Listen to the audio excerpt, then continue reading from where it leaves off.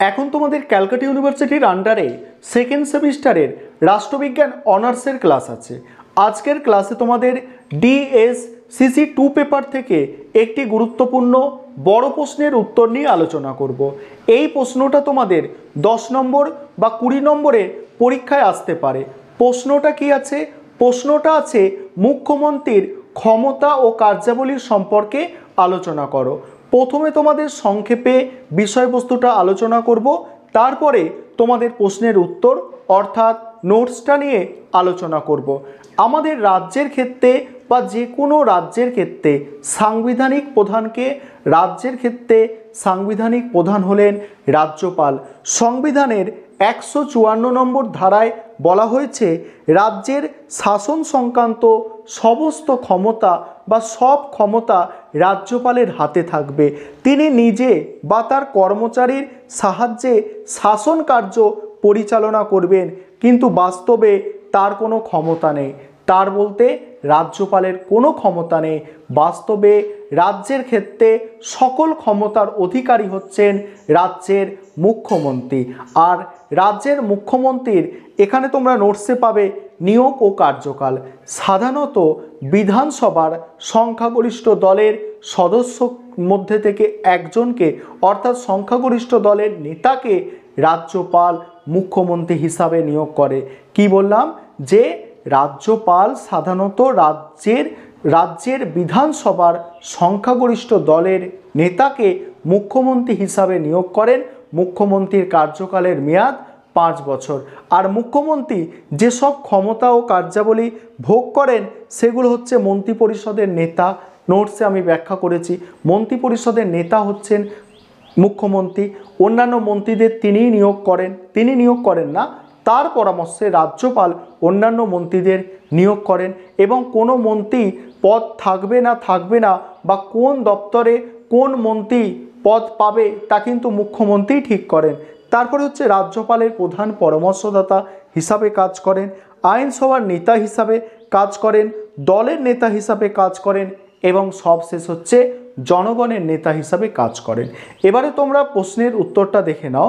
তার আগে তোমাদের বলে রাখি তোমাদের জন্য অনলাইন কোচিং ক্লাস চলছে। তোমরা যারা অ্যাডমিশন নিতে ইচ্ছুক আছো তোমরা এই বোর্ডে দেওয়া নম্বরে যোগাযোগ করে অ্যাডমিশন নিতে পারো। আমাদের সপ্তাহে 3 দিন করে ক্লাস হয় রাষ্ট্রবিজ্ঞান অনার্সের। সেক্ষেত্রে তোমাদের দুটো পেপার পড়ানো হবে। একটা হচ্ছে ডিএসসিসি 2 পেপার, আরেকটা হচ্ছে এসিসি পেপার। আমাদের সপ্তাহে 3 দিন ক্লাস, 2 দিন রেকর্ডেড ক্লাস, একদিন গুগল মিটে লাইভ ক্লাস। পার মান্থ 500 টাকা করে ফিস নেওয়া হয়। তোমরা যারা অ্যাডমিশন নিতে ইচ্ছুক আছো এই নম্বরে যোগাযোগ করে অ্যাডমিশন নিতে পারো। চলো আজকে প্রশ্নের উত্তর অর্থাৎ নোটসটা দেখে নাও। এবারে তোমরা প্রশ্নের উত্তরটা দেখে নাও। প্রশ্নটা ছিল মুখ্যমন্ত্রীর ক্ষমতা ও কার্যাবলীর সম্পর্কে আলোচনা করো। প্রথমে তোমাদের একটা ভূমিকা লিখতে হবে। সেখানে কি লিখবে দেখো, রাজ্যের শাসন বিভাগের প্রধান হলেন রাজ্যপাল। সংবিধানের 154 নম্বর ধারায় বলা হয়েছে রাজ্যের শাসন সংক্রান্ত সমস্ত ক্ষমতা রাজ্যপালের হাতে থাকবে। তিনি নিজে বা তার কর্মচারীদের সাহায্যে রাজ্যের শাসন কার্য পরিচালনা করবেন, কিন্তু বাস্তবে তার কোনো ক্ষমতা নেই। প্রকৃত শাসক হলেন মন্ত্রিসভা, যার প্রধান হলেন মুখ্যমন্ত্রী। প্রকৃতপক্ষে মুখ্যমন্ত্রী হলেন রাজ্যের শাসন ব্যবস্থার মূল কেন্দ্রবিন্দু। ডক্টর মহেশ্বরী বলেছেন, কেন্দ্রের প্রধানমন্ত্রী যে ক্ষমতা ও পদমর্যাদা ভোগ করেন রাজ্যে, তেমনি মুখ্যমন্ত্রী প্রকৃত ক্ষমতা ও পদমর্যাদার অধিকারী। তারপরে বলা হচ্ছে দেখো, নিয়োগ ও কার্যকাল। সংবিধানে বলা হয়েছে রাজ্যপাল মুখ্যমন্ত্রীকে নিয়োগ করবেন। বিধানসভায় যে দল সংখ্যাগরিষ্ঠতা পায় সেই দলের নেতাকে মুখ্যমন্ত্রী হিসাবে নিয়োগ করা হয়। তবে এ ব্যাপারে সংবিধানে স্পষ্ট করে কিছু বলা নেই। তাই দেখা গেছে বিধান পরিষদ থেকে মুখ্যমন্ত্রী নিয়োগ করা হয়েছে। যেমন 1952 সালে মাদ্রাস বিধান পরিষদের সদস্য রাজা গোপালাচারীকে মুখ্যমন্ত্রী করা হয়েছিল। মুখ্যমন্ত্রীর কার্যকালের মেয়াদ 5 বছর। তবে তার আগে তিনি স্বেচ্ছায় পদত্যাগ করতে পারেন বা তাকে অপসারিত করা যায়। তারপরে কি বলা হচ্ছে দেখো, ক্ষমতা ও কার্যাবলী। রাজ্যের প্রকৃত শাসক প্রধান হিসাবে মুখ্যমন্ত্রী ব্যাপক ক্ষমতার অধিকারী। সেই ক্ষমতা নিম্নে আলোচিত হলো। 1 নম্বর পয়েন্ট বলা হচ্ছে মন্ত্রী পরিষদের নেতা। মন্ত্রিসভার নেতা হিসাবে মুখ্যমন্ত্রীর ভূমিকা বিশেষ গুরুত্বপূর্ণ। মুখ্যমন্ত্রীর পরামর্শে রাজ্যপাল অন্যান্য মন্ত্রীদের নিয়োগ করেন। মুখ্যমন্ত্রী মন্ত্রীদের মধ্যে দপ্তর ভাগ করে দেন। তিনি মন্ত্রিসভার বৈঠক ডাকেন, বৈঠকে সভাপতিত্ব করেন, সভার কর্মসূচি তিনি নির্ধারণ করেন। মন্ত্রীদের থাকা না থাকা তার উপর নির্ভর করে। মুখ্যমন্ত্রীর সঙ্গে কোনো মন্ত্রীর বিরোধ হলে মন্ত্রীকে সরে যেতে হয়। যেমন দেখো, বেঙ্গল ল্যাম্প নিয়ে মুখ্যমন্ত্রী জ্যোতি বসুর সঙ্গে বিরোধ দেখা দিলে মন্ত্রী যতীন চক্রবর্তীকে সরে যেতে হয়েছিল। পরের পয়েন্ট হচ্ছে রাজ্যপালের পরামর্শদাতা। মুখ্যমন্ত্রী রাজ্যপাল ও মন্ত্রীদের মধ্যে যোগাযোগ বজায় রাখে। তিনি মন্ত্রিসভার সিদ্ধান্ত রাজ্যপালকে জানান। প্রকৃতপক্ষে মুখ্যমন্ত্রী রাজ্যপালের প্রধান পরামর্শদাতা। সংবিধান অনুসারে রাজ্যপাল রাজ্যের প্রধান শাসনকর্তা। তাকে শাসনের কাজে মুখ্যমন্ত্রী পরামর্শ দিয়ে সহায়তা করেন, তবে দুজনের মধ্যে ব্যক্তিগত সম্পর্কের ওপর তা নির্ভরশীল। যেমন মুখ্যমন্ত্রী মমতা বন্দ্যোপাধ্যায়ের সঙ্গে রাজ্যপাল এম.কে. নারায়ণের সম্পর্ক মধুর ছিল বলে সহযোগিতার ক্ষেত্র প্রসারিত হয়েছিল। তারপরে বলা হচ্ছে আইনসভার নেতা।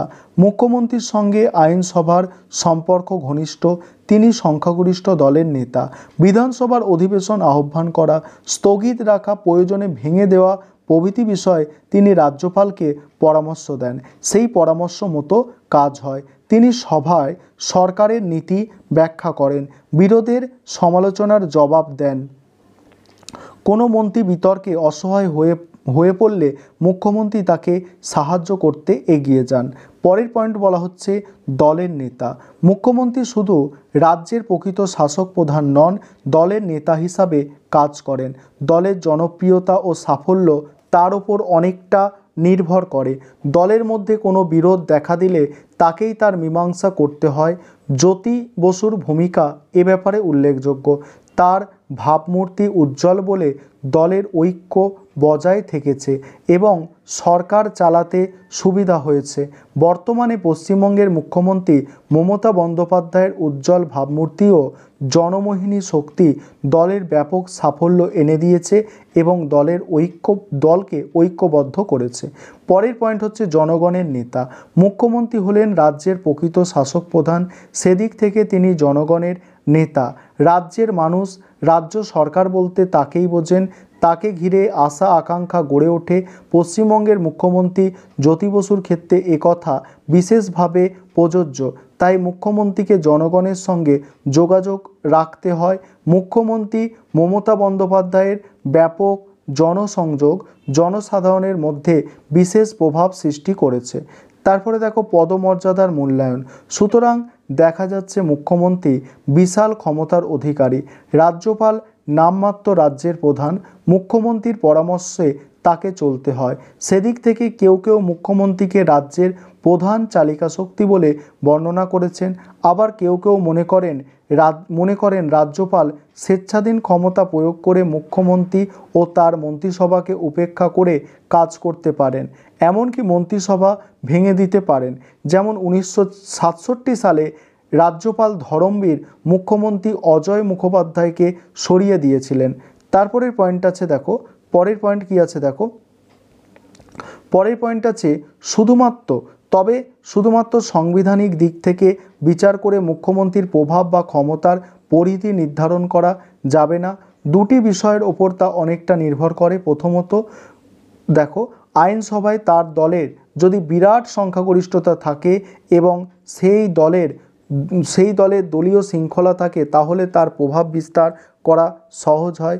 পশ্চিমবঙ্গের বিধানসভায় তৃণমূল কংগ্রেসের বিরাট সংখ্যাগরিষ্ঠতা এবং দলীয় শৃঙ্খলার ফলে মুখ্যমন্ত্রী মমতা বন্দ্যোপাধ্যায়ের প্রভাব বিস্তার করা সহজ হয়েছে।